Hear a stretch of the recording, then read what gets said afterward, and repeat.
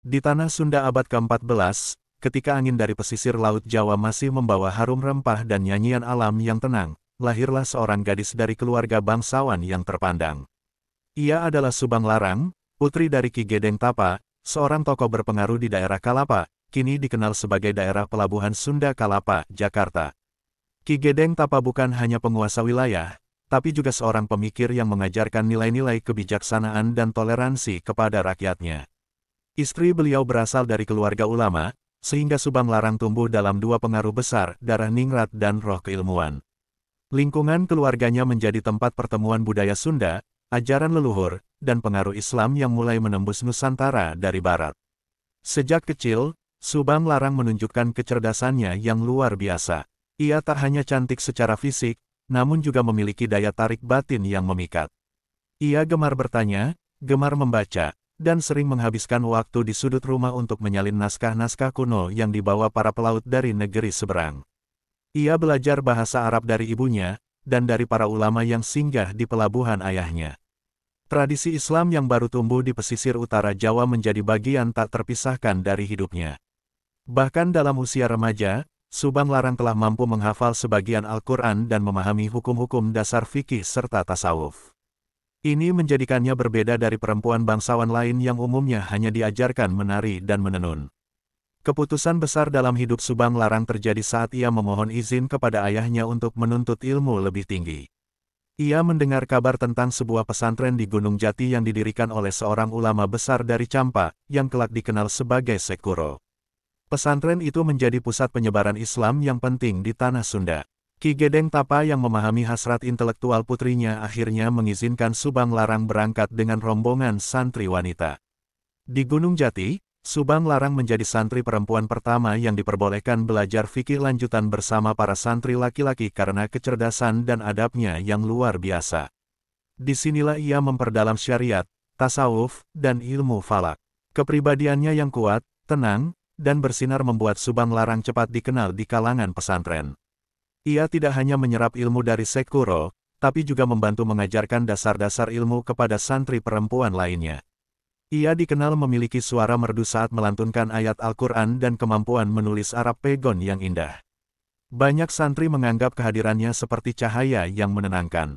Bahkan Sekuro sendiri pernah menyebutnya sebagai Subang dari langit. Subang berarti anting-anting, lambang perempuan mulia yang menggantung indah dalam keseimbangan batin dan lahir. Di usia muda, Subang Larang telah menjadi simbol perempuan muslimah intelektual pertama di wilayah Sunda. Namun perjalanan hidupnya tak hanya berisi ilmu dan ketenangan.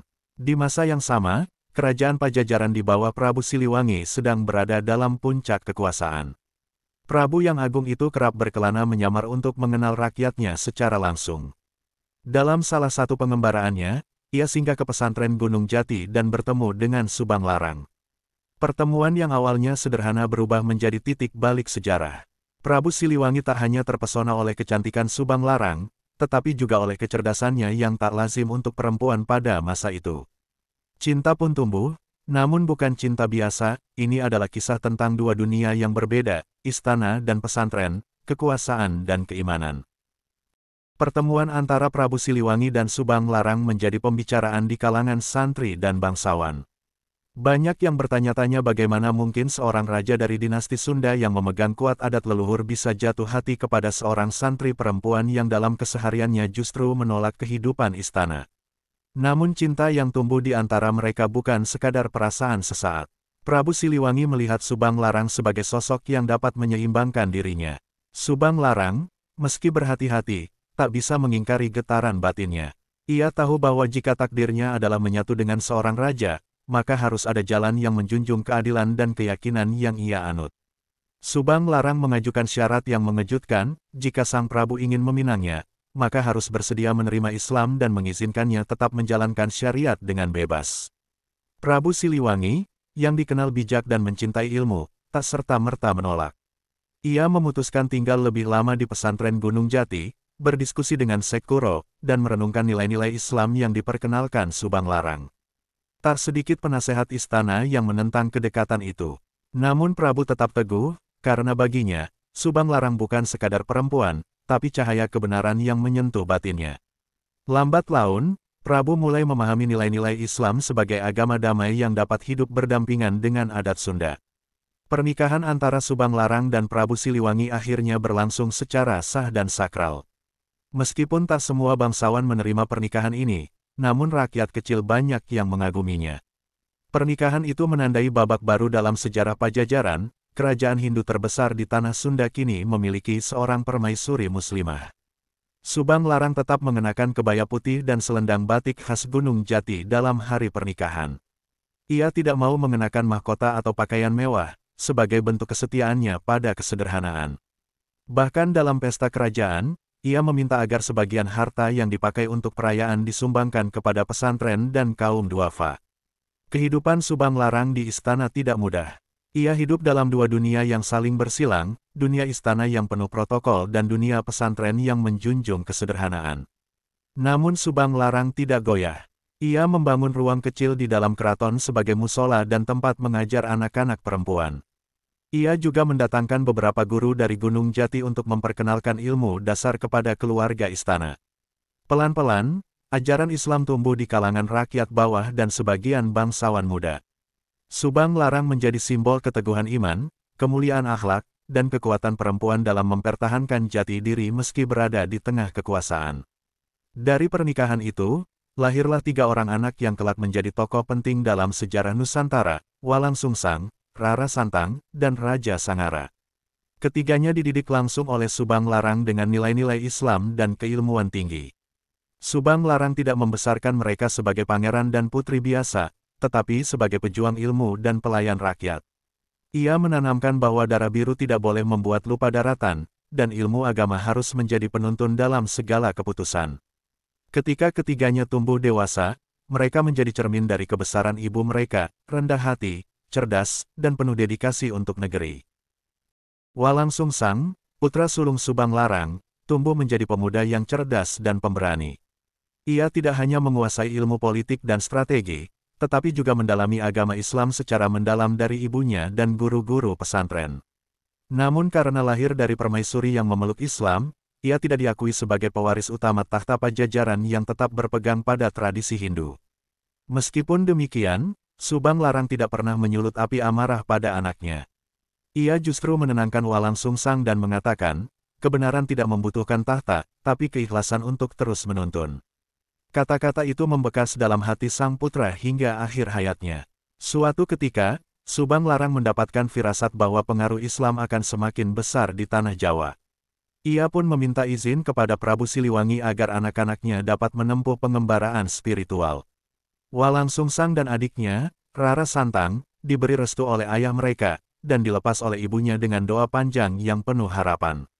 Subang Larang membekali keduanya dengan kitab, pakaian sederhana, dan sebuah pesan, dimanapun engkau berpijak, bawa cahaya dari Gunung Jati. Perpisahan itu tidak disertai tangis, melainkan kekuatan batin bahwa perjalanan anak-anaknya adalah bagian dari takdir besar yang sudah tertulis. Kepergian anak-anak Subang Larang menjadi lembaran baru dalam penyebaran Islam di Nusantara. Walang Sungsang akhirnya mendirikan sebuah wilayah baru yang dikenal dengan nama Cirebon, yang berasal dari kata caruban, campuran, tempat bertemunya berbagai suku, budaya, dan agama. Ia membangun keraton pertama yang berbasis pada nilai-nilai Islam dan keadilan sosial.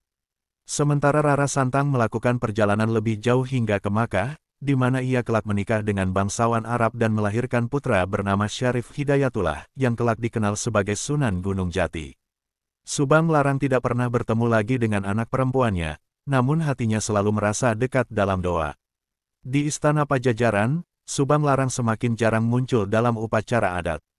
Ia lebih banyak menghabiskan waktu di musola kecil miliknya, mengajar dan menyulam, serta menulis surat-surat ke anak-anaknya yang sedang berjuang di luar. Prabu Siliwangi, meski tetap mencintainya, semakin terikat dengan dunia istana dan tradisi leluhur. Ketegangan antara dua dunia itu, Islam dan Sunda wiwitan, semakin nyata, namun Subang Larang tidak pernah menuntut. Ia hanya berharap bahwa suatu hari kebenaran akan berbicara melalui buah dari pendidikan dan cinta, bukan melalui paksaan atau peperangan. Ia percaya bahwa perubahan yang sejati lahir dari hati yang ikhlas dan sabar. Ketika usia Subang Larang semakin menua, namanya dikenal luas di kalangan santri, ulama, dan rakyat pesisir. Ia dijuluki Ibu Ilmu karena menjadi perempuan pertama dari kalangan bangsawan yang menuntut ilmu agama secara formal dan mendalam.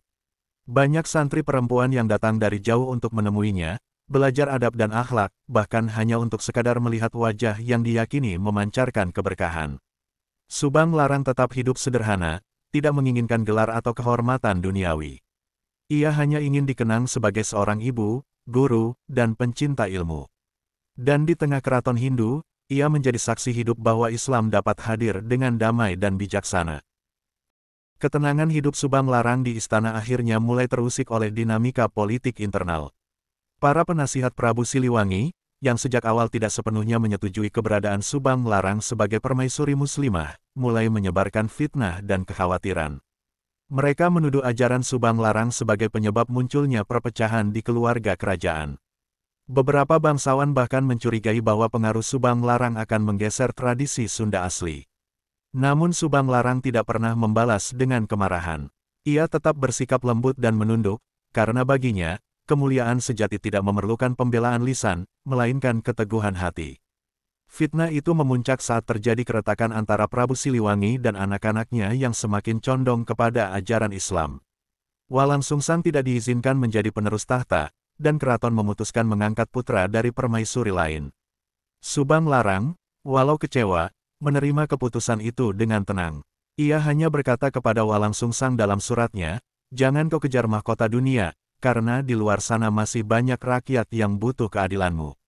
Kata-kata itu yang kemudian menjadi filosofi awal kerajaan Cirebon, tempat di mana Walang Sungsang menerapkan sistem pemerintahan yang menggabungkan syariat Islam dengan nilai-nilai adat Sunda. Pada masa-masa sulit itu, Subang Larang memutuskan untuk mengundurkan diri secara perlahan dari kehidupan istana. Ia memilih tinggal di sebuah rumah sederhana tak jauh dari Gunung Jati, di tempat yang dulu menjadi pusat pendidikannya. Di sana, ia membangun kembali pondok kecil dan mengajar anak-anak desa mengaji dan menulis Arab Pegon. Banyak yang heran, bagaimana seorang mantan permaisuri bisa hidup dalam kesunyian seperti itu. Namun Subang Larang justru merasa bebas, karena ia bisa kembali menyatu dengan alam, dengan masyarakat bawah, dan dengan ilmu yang sejak awal menjadi nafas hidupnya. Kisah hidup Subang Larang mulai menyebar hingga ke berbagai penjuru Jawa Barat dan pesisir utara Jawa. Para pelaut, pedagang, dan ulama yang datang ke Cirebon sering mendengar namanya disebut dalam doa dan syair. Ia disebut sebagai matahari dari Kalapa, simbol perempuan yang menerangi jalan perubahan dengan cahaya keilmuan dan kelembutan. Tak hanya itu, santri-santri perempuan dari berbagai daerah mulai berdatangan ke tempat tinggalnya untuk berguru langsung. Subang Larang tidak pernah menolak siapapun yang datang, dari kalangan bangsawan maupun rakyat biasa, karena baginya, ilmu tidak mengenal kasta atau garis keturunan. Meskipun telah jauh dari istana, hubungan batin Subang Larang dengan Prabu Siliwangi tidak pernah benar-benar terputus. Ada catatan tua yang menyebutkan bahwa Sang Prabu pernah menyamar dan mengunjungi rumah Subang Larang pada malam hari hanya untuk mendengar lantunan zikirnya. Dalam pertemuan singkat itu, mereka tak banyak bicara, hanya saling pandang, lalu menunduk dalam keheningan. Prabu Siliwangi, meskipun tetap teguh pada keyakinan leluhurnya, mengakui dalam hati bahwa Subang Larang adalah satu-satunya perempuan yang benar-benar mengubah hidupnya. Dalam sunyi, cinta mereka tetap hidup, seperti doa yang tak pernah putus naik ke langit. Dalam kesunyian dan kejauhan dari istana, Subang Larang menemukan kedamaian yang lebih dalam. Ia kembali menjadi perempuan pesantren, sederhana dan tenang, jauh dari kemewahan kerajaan. Ia sering berjalan kaki ke ladang warga, membantu panen, menyapa anak-anak desa dengan senyuman, dan mengajarkan mereka huruf demi huruf Al-Quran. Banyak warga merasa terhormat hanya karena bisa duduk di dekatnya. Ia tidak pernah meninggikan diri, justru selalu merendah dan menyebut dirinya sebagai hamba kecil yang sedang belajar. Dari tutur katanya, masyarakat belajar bahwa kebesaran bukan diukur dari posisi, melainkan dari seberapa besar manfaat yang diberikan kepada sesama. Di usia tuanya, Subang Larang menulis banyak surat dan catatan nasihat untuk anak-anaknya. Sebagian dari tulisan itu masih tersimpan di lingkungan pesantren-pesantren tua di Cirebon dan Subang. Dalam surat-surat itu, ia menekankan pentingnya kejujuran, amanah, dan menjaga hubungan dengan rakyat. Ia juga menuliskan bagaimana pentingnya membangun negeri bukan dengan pedang, tapi dengan pena dan teladan akhlak. Salah satu kutipan terkenalnya adalah, "Jika engkau ingin jadi raja, jadilah pelayan yang paling sabar. Jika engkau ingin jadi ulama, jadilah orang yang paling jujur." Kata-kata itu menjadi pedoman hidup bagi keturunan dan murid-muridnya hingga berabad-abad kemudian. Kesehatannya mulai menurun ketika usia memasuki lebih dari separuh abad. Namun semangatnya tidak pernah padam. Bahkan dalam kondisi lemah, Subang Larang masih bangkit untuk mengajar dan memberikan ceramah ringan kepada santri. Ia menolak untuk beristirahat total. Ia berkata, "Selama lidah ini masih bisa mengucap hikmah, aku tidak akan diam." Pada malam terakhir hidupnya, ia memanggil beberapa murid dekatnya dan menyampaikan pesan terakhir, "Jangan menangis untukku. Tapi menangislah jika suatu hari ilmu ditinggalkan, dan syariat dianggap beban." Pagi harinya, ia wafat dengan tenang dalam sujud terakhirnya. Wafatnya Subang Larang mengguncang hati banyak orang, dari rakyat biasa hingga bangsawan. Kabarnya sampai ke telinga Prabu Siliwangi, yang saat itu sudah mulai menjauhkan diri dari pemerintahan aktif. Sang Prabu, yang telah kehilangan banyak orang dekatnya, diam dalam waktu lama setelah mendengar kabar itu. Ia menyendiri di hutan, menolak upacara penghormatan, dan hanya berkata, dia adalah cahaya yang tak bisa padam. Subang Larang dimakamkan dengan sangat sederhana, sesuai dengan wasiatnya, di sebuah tanah kecil dekat Gunung Jati. Tak ada batu nisan mewah, hanya sebatang kayu dan doa yang terus mengalir dari ribuan lidah santri yang mencintainya. Setelah wafatnya Subang Larang, pengaruhnya justru semakin besar. Pesan-pesannya menyebar lewat keturunannya, Walang Sungsang yang menjadi pendiri kerajaan Cirebon, Rara Santang yang menurunkan Wali Songo, dan cucunya Syarif Hidayatullah yang menjadi Sunan Gunung Jati, salah satu tokoh sentral Islam di tanah Jawa. Namanya terus disebut dalam silsilah para wali dan ulama, sebagai ibu, guru, dan pemula dari gelombang besar Islam yang damai di Jawa Barat. Hingga hari ini, banyak pesantren di Cirebon dan sekitarnya tetap mengenang Subang Larang dalam doa-doa mereka. Ia bukan hanya bagian dari sejarah, tapi juga ruh dari pendidikan dan perjuangan yang tidak pernah berhenti.